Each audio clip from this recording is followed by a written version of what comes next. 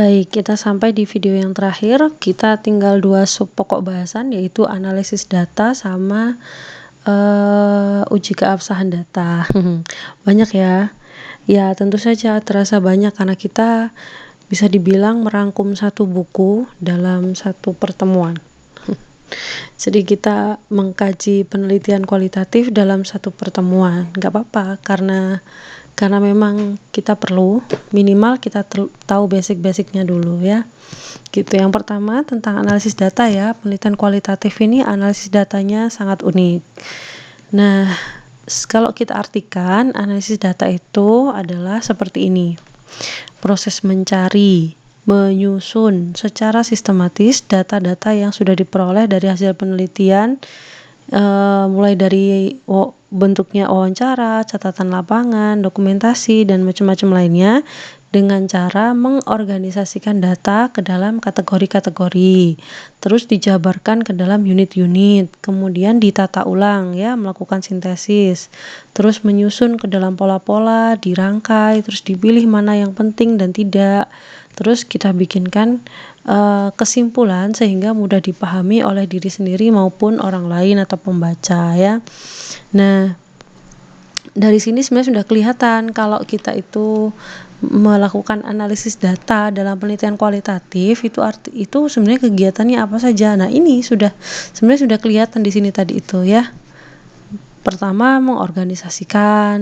pertama mencari dan menyusun, terus mengorganisasikan, sebenarnya sudah gitu ya, sebenarnya sudah rangkaiannya seperti itu secara umum gitu. Dikatakan juga dalam bukunya Prof. Sugiono, analisis datanya penelitian kualitatif itu sifatnya induktif.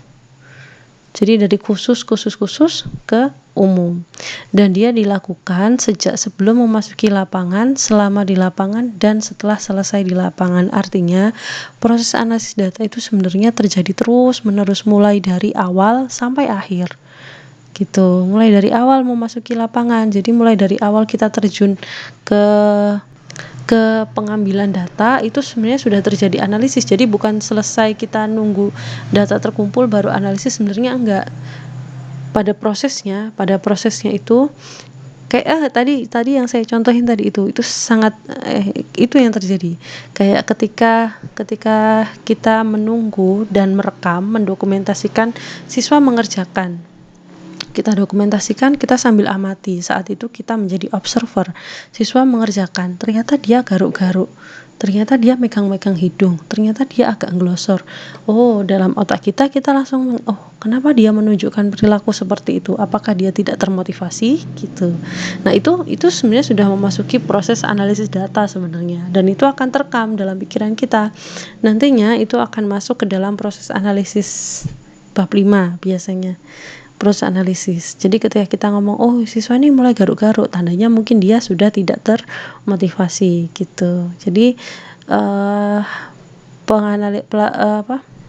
penganalisisan data itu sebenarnya berjalan mulai dari awal sampai akhir gitu. Nggak harus selesai ngumpulin data baru dianalisis gitu ya. Ini sebenarnya sifat yang cukup mendasar yang menjadi perbedaan antara penelitian kuanti dan kuali.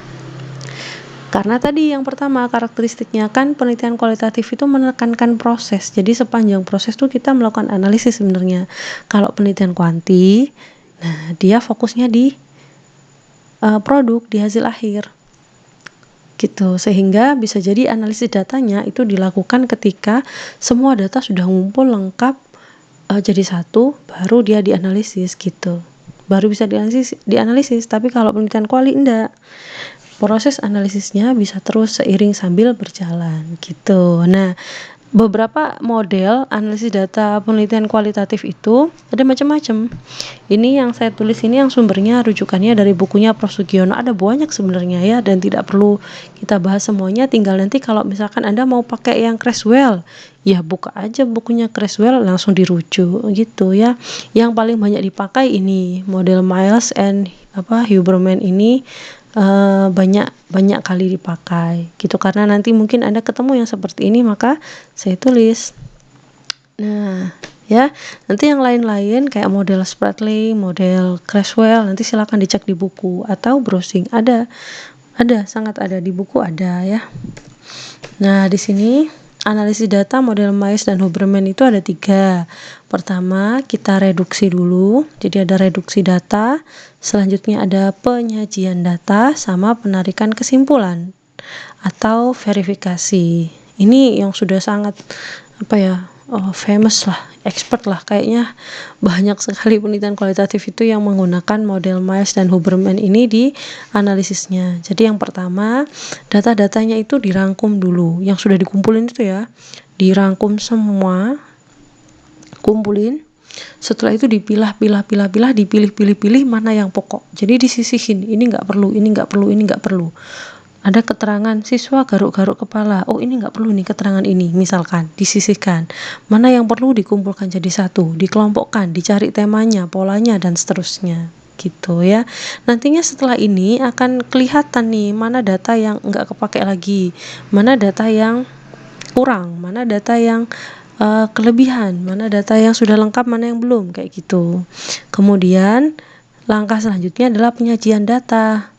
Bisa disajikan dalam bentuk flowchart, diagram, bagan, hubungan antar kategori, macam-macam. Supaya apa? Supaya lebih mudah untuk diterjemahkan gitu. Jadi disajikan dulu supaya mudah untuk diterjemahkan gitu. Terakhir ada penarikan kesimpulan atau verifikasi gitu. Bisa jadi kesimpulan dalam penelitian kualitatif itu bisa menjawab perumusan masalah, tapi bisa juga tidak. Artinya ternyata bisa jadi data yang kita kumpulkan kemudian kita analisis ternyata itu memberikan kesimpulan yang berbeda dengan apa yang kita kira atau apa yang kita sangka dari rumusan masalah. Kalau ketemu yang seperti itu gimana, Bu? Enggak apa-apa. Tulis aja apa adanya. Semua penelitian itu kita cuma perlu menulis apa saja sesuai dengan keadaannya gitu ya. Gitu. Kalau mau lebih detail di bukunya Prof. Sugiono ada nih masing-masing. Saya cuma tulis yang poin-poin pokoknya saja ya. Ini yang untuk Miles dan Huberman, untuk yang lain-lainnya boleh silakan dilengkapi sendiri. Ini ilustrasinya ini tadi ya, model Miles dan Huberman ini, ilustrasinya seperti ini. Misal andaikan yang kita kumpulkan dalam lapangan itu, dari lapangan ya, catatan lapangannya itu segini banyak. Nah, ini kan masih acak banget nih. Nah, kemudian kita reduksi, dipilih, dikategorikan. Contoh kayak tadi, misalkan siswa yang mengerjakan tadi ya, ada yang dia garuk-garuk tangan, ada yang megang-megang hidung, atau kadangkala dia itu membuat gambar, kadangkala dia menulis, kadang dia mencoret gitu, kadang dia nyetek-nyetekin pensil. Nah, itu semuanya kan tercatat di sini tuh, namanya catatan lapangan. Terus direduksi, yang bagian dia itu garuk-garuk tangan, pegang-pegang hidung, itu kan termasuk gestur atau gerakan, dikelompokkan jadi satu. Terus ketika dia itu menggambar sketsa atau mencoret-coret, itu kan aktivitas kognitif ya, itu dikumpulkan jadi satu gitu. Terus apalagi kategori dikumpulkan jadi satu, seperti itu. Kalau dilihat dari gambar kan bahkan kan ada yang huruf besar, ada yang huruf kecil, ada yang angka, ada yang simbol, ini persen dan bintang dan lain-lain ini kan. Nah, itu dipilah-pilah gitu. Setelah sudah, itu kita tinggal mengkonstruksi ke dalam hubungan antar kategori. Jadi di bagian penyajian data itu kita bisa berikan pemaknaan gitu ya, sudah diberikan pemaknaan. Artinya, oh ini dia itu akan menghasilkan bla bla bla, ini ternyata kalau dia itu dipicu oleh bla bla bla gitu-gitu ya. Jadi ada di situ. Baru kemudian bagian akhir adalah konklusi, membuat kesimpulan yang diverifikasi gitu.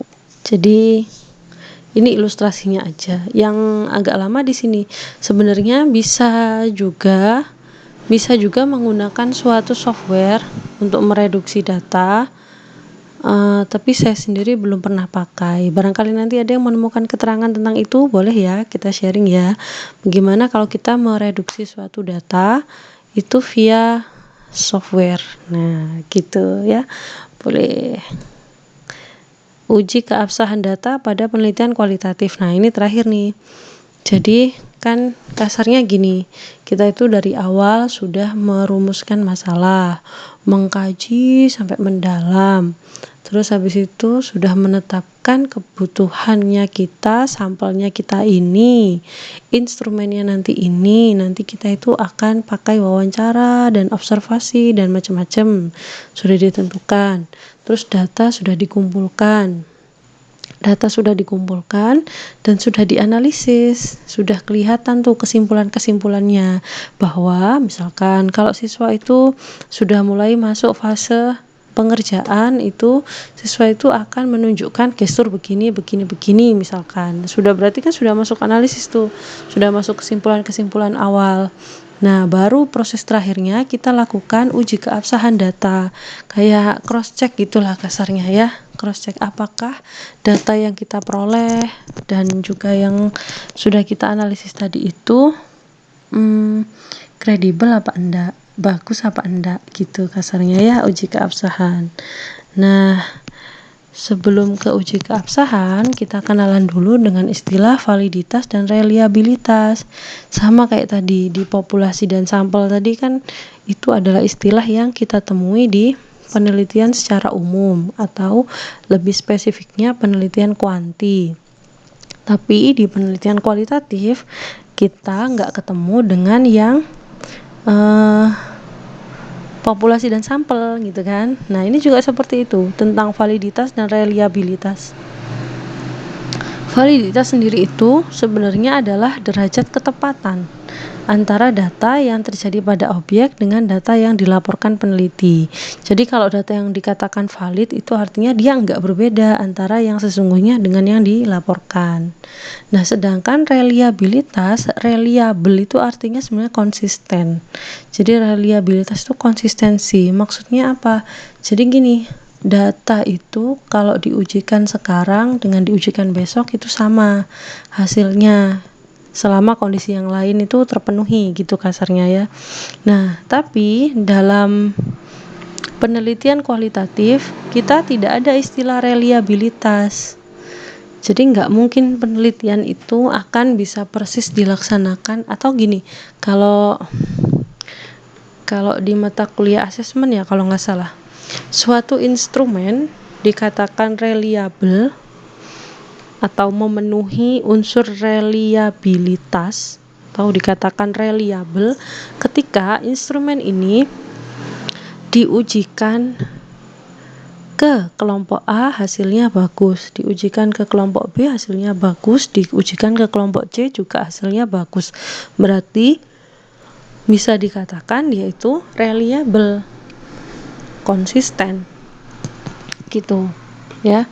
Nah, sedangkan di penelitian kualitatif itu realitas yang ada di lapangan itu sifatnya majemuk, dinamis, tidak berulang dan bisa berubah-ubah, sehingga tidak dapat selalu diperoleh konsistensi. Dan juga karena instrumennya sendiri kan manusia, si peneliti sendiri, berarti kan perspektif manusia itu kan juga bisa berbeda-beda gitu ya.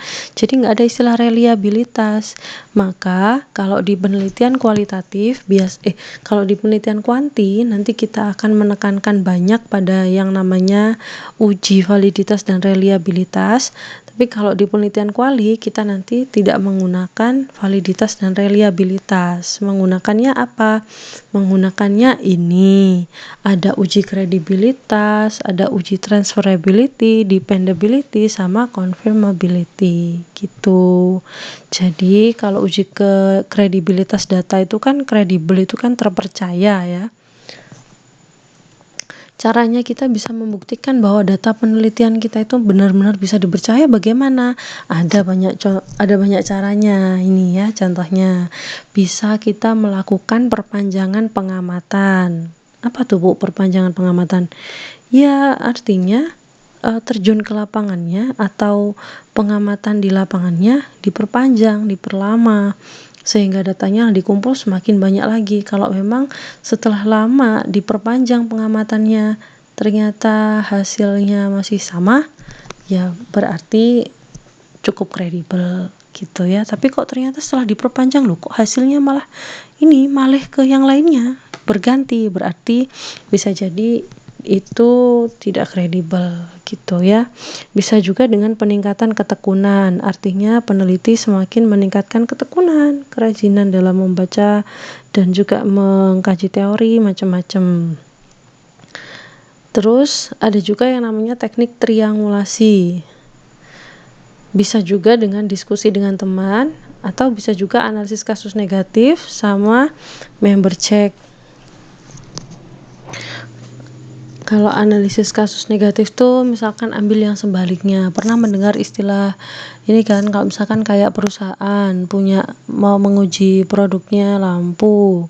Kalau dikatakan 99% lampu berfungsi baik, maka kita nguji yang 1%-nya. Bener nggak yang 1% itu nggak baik gitu. Kayak gitu ya. Jarang, tapi metode ini digunakan di skripsi-skripsi jarang. Bisa juga dengan menggunakan member check. Member check itu artinya kita mengklarifikasi ulang kepada siapapun yang terlibat dalam penelitian ini.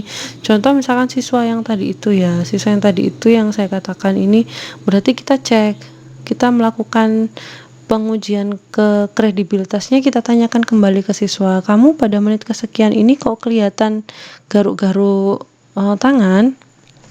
Saya duga kamu sudah tidak termotivasi pada saat ini. Apa benar demikian? Nah, itu termasuk namanya member check. Atau laporan transkrip kita sudah kita tulis semuanya, kemudian kita minta mereka untuk mengecek ulang. Ini yang kita obrolin hari kapan itu waktu penelitian. Benar kan? Cocok nggak ini? Gitu. Itu namanya member check. Itu juga menguji kredibilitas data. Gitu ya. Kemudian uji kejelasan, transferability. Artinya apa? Penelitian itu kalau dia itu bisa dituliskan, ini ya laporannya ya, laporan penelitiannya itu bisa dituliskan dengan jelas, sistematis, rinci, dan dapat dipercaya dan dapat dipahami oleh banyak orang, berarti dia lolos uji transferability. Artinya transferabilitasnya bagus, artinya jelas penelitiannya. Ini yang tadi saya ngomong bahwa ada kadang peneliti itu yang mule aja ngomongnya itu berbuih-buih, tapi kalimatnya itu sebenarnya muter-muter aja. Tapi ada juga yang tulisannya itu enak, runtut dari awal sampai akhir. Nah, itu berarti dia sudah memenuhi uji kejelasan ya. Ada uji dependability sama uji confirmability. Kalau dependability itu ini yang mirip dengan uji reliabilitas kalau di kuantitatif ya. Ini adalah suatu uji yang digunakan untuk mengecek apakah orang lain itu dapat mereplika proses penelitian tersebut. Gitu.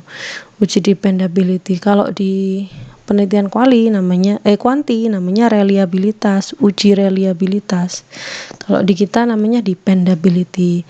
Mirip gitu, mirip dengan uji reliabilitas. Kemudian ada uji confirmability atau uji objektivitas.